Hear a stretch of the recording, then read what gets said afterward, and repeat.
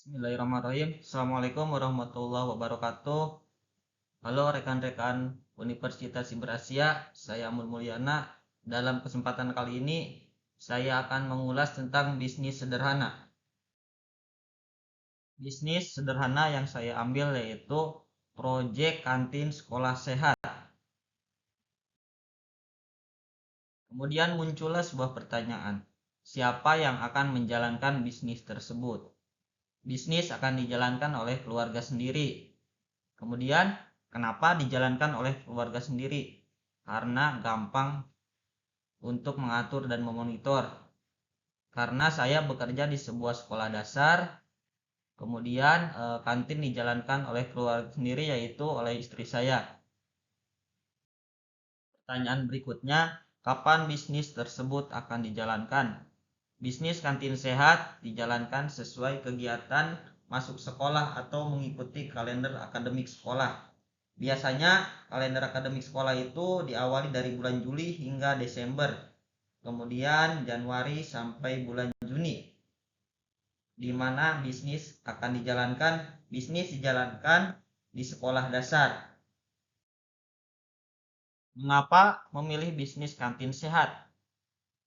Jawabannya, membuka bisnis jualan makanan ringan di kantin sekolah bisa menjadi peluang usaha yang menjanjikan dengan berbagai keuntungan, tidak hanya dari segi finansial tetapi juga dari segi pengalaman dan pengembangan diri.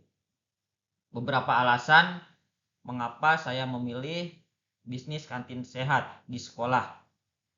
Yang pertama, target pasar yang jelas dan beragam. Tentunya target itu yaitu yang pertama, siswa memiliki kebutuhan dan selera yang beragam, mulai dari jajanan tradisional, cemilan, hingga makanan sehat.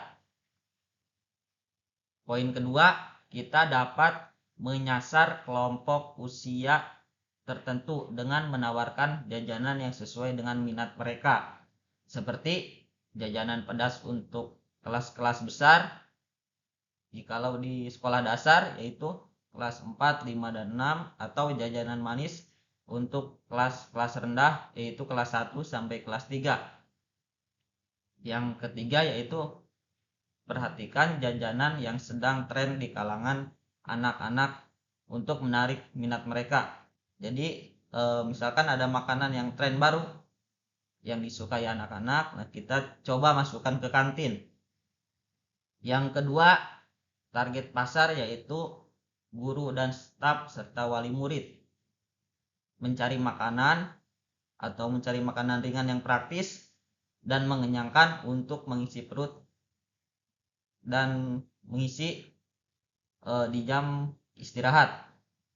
Kemudian kita dapat menawarkan pilihan makanan yang lebih sehat seperti buah-buahan, puding, yogurt, roti bakar, dan sebagainya.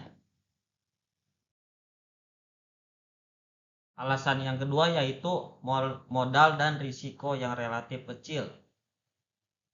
Dibandingkan dengan jenis usaha lain, bisnis ini membutuhkan modal yang lebih awal kecil. Kemudian kita bisa memulainya dengan menjual beberapa jenis makanan ringan yang populer dan mudah dibuat. Kemudian menggunakan peralatan seadanya atau peralatan yang sudah kita miliki di rumah. Artinya modal dan peralatan ini bersifat simpel. Tidak perlu modal besar, kita bisa memulainya. Kemudian risiko kegagalan pun lebih kecil karena targetnya sudah jelas dan peminatnya pun tinggi.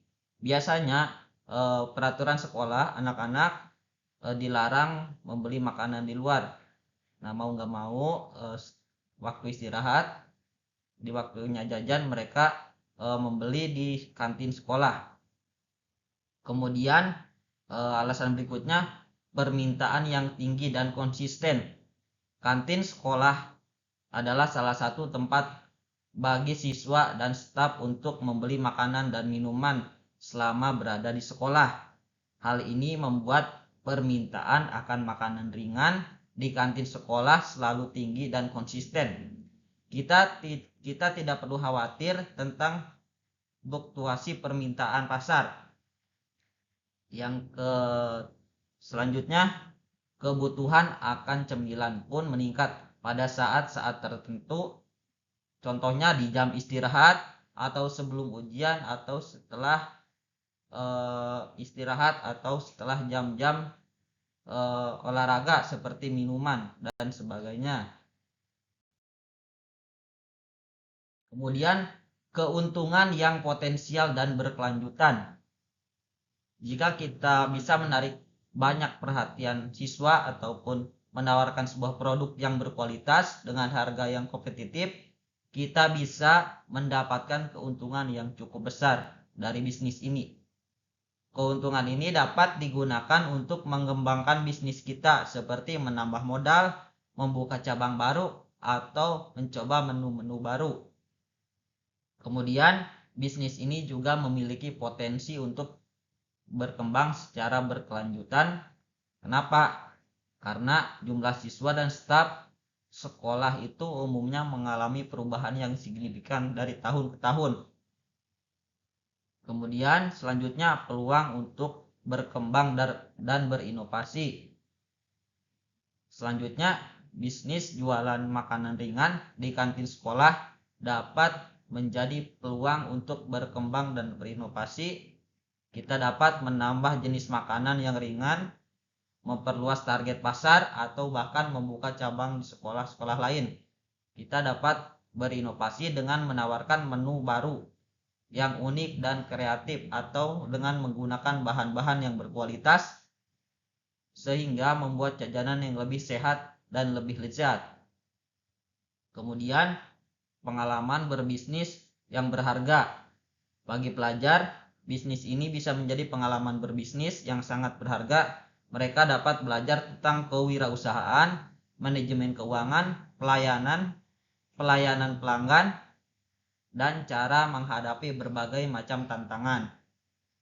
Kemudian pengalaman ini dapat bermanfaat bagi mereka di masa depan, baik jika mereka melanjutkan pendidikan ke jenjang yang lebih tinggi atau mencari pekerjaan, bahkan memulai bisnis mereka itu sendiri. Kemudian yang ketujuh, mendukung kebutuhan sekolah dan meningkatkan kualitas pendidikan. Dengan berjualan makanan sehat di sekolah, secara tidak langsung kita membantu sekolah dalam memenuhi kebutuhan para siswa dan staf serta wali murid. Dengan menyediakan pilihan makanan yang mudah dijangkau dan beragam sehingga mereka tidak perlu membawa bekal dari rumah ataupun tidak perlu jajan keluar.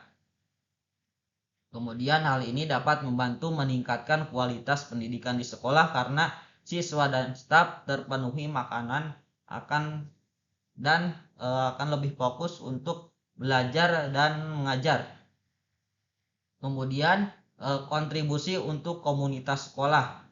Bisnis ini kita dapat menjadi bagian dari komunitas sekolah dan membantu menjalin hubungan yang baik dengan siswa, staf, dan pihak sekolah. Kita dapat berpartisipasi dalam kegiatan sekolah. Misal ada sebuah event biasanya dari dinas-dinas tertentu ataupun dari pihak-pihak tertentu, misalkan event kantin sekolah sehat. Nah, kita bisa berpartisipasi dan mempromosikan makanan-makanan sehat yang kita produksi ataupun hasil karya kita sendiri. Kontribusi ini meningkatkan citra positif bisnis dan kita membantu dalam membangun jaringan dengan orang-orang di sekitar sekolah. Kemudian pertanyaan berikutnya, bagaimana pengelolaan bisnis, sumber modal, dan lain-lain agar dapat berjalan dan menghasilkan sesuai dengan apa yang kita rencanakan. Yang pertama, perencanaan dengan matang. 1. Riset pasar yang mendalam. Untuk melakukan survei kepada siswa dengan jenis makanan ringan yang sesuai keinginan mereka, tren di masa kini, dan preferensi harga. Jadi kita melakukan riset dulu sebelum kita melakukan membuka kantin tersebut. Kita melakukan riset apa yang mereka inginkan, makanan apa yang sedang tren. Kemudian mengamati jajanan yang populer di sekolah lain dan untuk mendapatkan inspirasi, mempertimbangkan faktor usia dan tingkat pendidikan siswa saat merancang menu. Perhitungan modal yang realistis, membuat rincian modal awal yang mencakup sewa kantin, peralatan dapur, bahan baku, biaya operasional, dan biaya izin usaha. Kemudian gunakan kalkulasi harga bahan baku yang akurat untuk menentukan harga jual yang kompetitif. Menyiapkan dana cadangan untuk mengantisipasi pengeluaran tak terduga.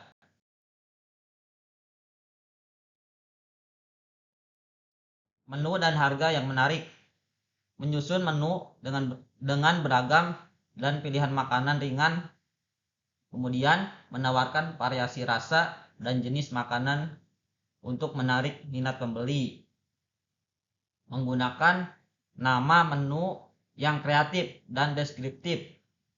Yang keempat, perizinan dan legalitas yang lengkap, jelas. Karena kita berjualan di kantin sekolah, otomatis pihak sekolah mengeluarkan izin untuk kita berdagang. Yang keempat, pemasokan terpercaya dan berkualitas. Mencari pemasok bahan baku yang terpercaya. Posisi yang saya ambil yaitu di sentral sebuah kota, tepatnya sekolah dasar itu dekat dengan pasar. Jadi saya mencari distributor untuk mencari harga-harga yang relatif ringan dengan bahan berkualitas. Kemudian operasional bisnis yang efektif. Poin pertama, memastikan kualitas produk. Menggunakan bahan baku, jelas ya tadi bahan baku karena saya berada di pusat kota, kemudian sekolah dasarnya dekat dengan sebuah pasar induk. Jadi untuk mendapatkan bahan tidaklah sulit. Pelayanan yang ramah dan cepat. Nah, ini perlu diterapkan karena pelayanan itu dinomorsatukan. Memberikan pelayanan yang ramah dan sopan sigap kepada pembeli. Menjaga kebersihan yang terjaga. Nah, ini otomatis dari pihak sekolah akan menerapkan sebuah peraturan untuk menjaga kebersihan kantin sekolah agar sekolahnya tetap kondusif, agar sekolahnya tetap sehat.